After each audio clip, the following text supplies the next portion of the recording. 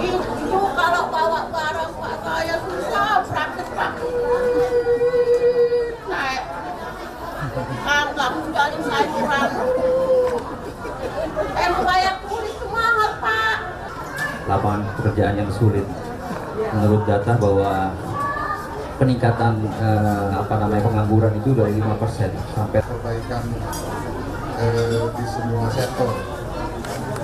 Misalnya di sini tuh sudah dibangun kan.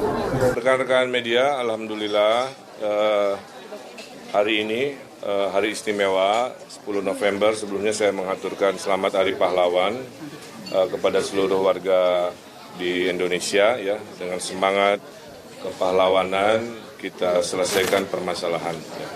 Nah, salah satunya saya berkesempatan hadir ditantang netizen naik perahu tradisional, sudah saya lakukan. Saya juga lesehan, ya ada plus minusnya, tentu kita harus naik kelas lah ya. Makin kesini hidup harus makin modern. Hidup nomor 1. Nanti kita lakukan perbaikan-perbaikan. Nah, dari perjalanan di beberapa pulau, saya mendapati curhatan dari banyak warga. Yang utama adalah masalah transportasi, yang jumlah armadanya sedikit, ya. Kemudian ketidaknyamanan mengangkut logistik atau barang, sehingga salah satu solusinya yang biasa armadanya diurus oleh Dishub, nanti diurusnya oleh Transjakarta. Jadi Transjakarta itu nanti tidak hanya armada bis di aspal, tapi Transjakarta juga punya armada perahu di laut, ya. Kalau itu dilakukan akan lebih gesit, lebih cepat, lebih luar biasa. Soalnya kalau dikelolanya oleh instansi pemerintahan, kadang-kadang anggaran nggak cukup, nunggu tahun depan, sementara warga kan hari-hari tidak bisa menunggu ya. Itu salah satu solusinya.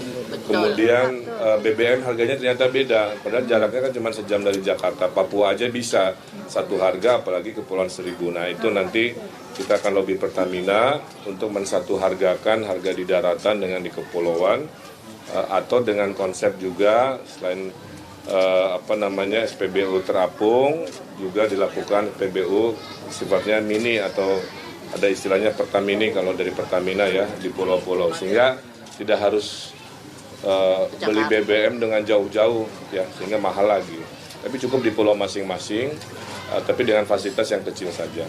Kemudian lapangan pekerjaan menjadi curhatan warga, makanya konsep wisatanya nggak boleh kelas nasional lagi, harus internasional, karena potensinya memungkinkan.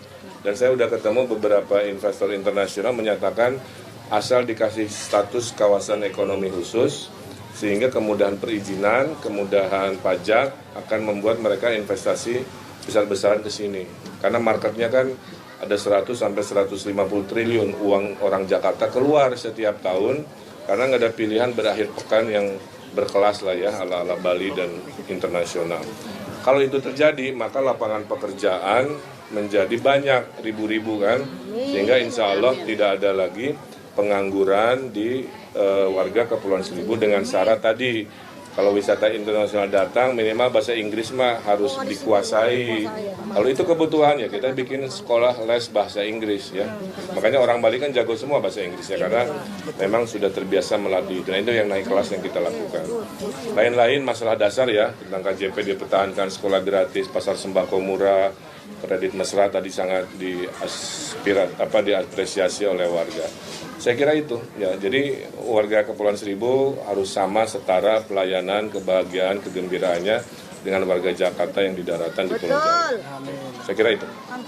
Jadi kalau dari warga ini, dia tuh kalau misalkan bukan dari orang dalam itu nggak bakal bisa masuk. Betul. Itu nanti PJLP juga ini masalah secara umum ya. Jadi nggak hanya Kepulauan Seribu. Langkah pertama yang saya lakukan urusan rekrutmen itu saya mengaudit ya, akan menerima testimoni. Kalau betul masih ada praktek-praktek orang dalam gitu ya, yang membuat warga yang berhak menjadi kesusahan, pasti saya sikat, saya bereskan, saya tertibkan. Karena hidup itu harus taat aturan dan hidup itu harus adil. Kalau melanggar hukum dan akhirnya tidak adil, nah menurut saya kita bukan di arah pembangunan yang benar. Jadi saya akan perbaiki praktek-praktek yang saya dengar curhatannya sehingga padahal dibutuhkan kan banyak di sini ya dengan pulau yang sekian. Oke. Pak, soal TPU Tadi di dua pulau sebelumnya di Pulau Panggang dan Kelapa itu kan sangat ramai ya Kang. Bahkan kata warga itu lebih ramai kampanyenya dari paslon sebelah. Mungkin Akang akan yakin meraup sebagian besar suara di Kepulauan Seribu Kang? Yakin. Ya. Yang teriak di belakang. Gini, saya hanya bisa menjawab secara visual ya. Kalau secara visual kan teman-teman dia lihat sendiri. Saya jalan aja susah. Ada ibu cinta masih dicolek-colek. Antusiasmenya luar biasa. Mudah-mudahan ini ya tanda-tanda. Dan nggak hanya di Kepulauan Seribu kan suka ngikutin kan. Antusiasmenya luar biasa. Mudah-mudahan maksud saya antusiasmenya ini juga mewujud pada semangatnya warga mencoblos pasangan Ridho nomor 1 gitu kan. Sehingga akhirnya Ridho bisa menang satu putaran. Dan akhirnya janji-janji komitmen yang disampaikan bisa kita wujudkan tanpa banyak belajar, tanpa banyak adaptasi karena datang dari pengalaman. Itulah semangatnya. Sampai saya lupa, saya di sini juga ingin mengucapkan selamat hari jadi Kabupaten Kepulauan Seribu yang ke-23 ya. Mudah-mudahan selalu sukses dan menjadi naik kelas di zaman pasangan Ridho memimpin Jakarta. Amin. Oke, cukup. Soal air bersih tadi bagaimana Pak? Nah, Penjelasan soal air sama bersih ada curhatan. Saya kira teknologi desalinasi bisa kita lakukan ya. Karena sekarang mengubah air asin ke air tawar itu makin murah teknologinya. Kalau lihat kita kapal-kapal pesiar, itu sumber airnya rata-rata mereka ada teknologi tapi kecil ya, sesuai kapalnya. Ngambil air dari laut, oleh teknologi akhirnya menjadi air tawar. Nah, saya akan hitung dulu di tiap pulau ini kebutuhan air bersihnya berapa per penduduknya kan. Dan nanti saya carikan teknologi desalinasinya semurah-murahnya secepat-cepatnya. Terima kasih, sampai berjumpa lagi di lain kesempatan. TPU Waktu.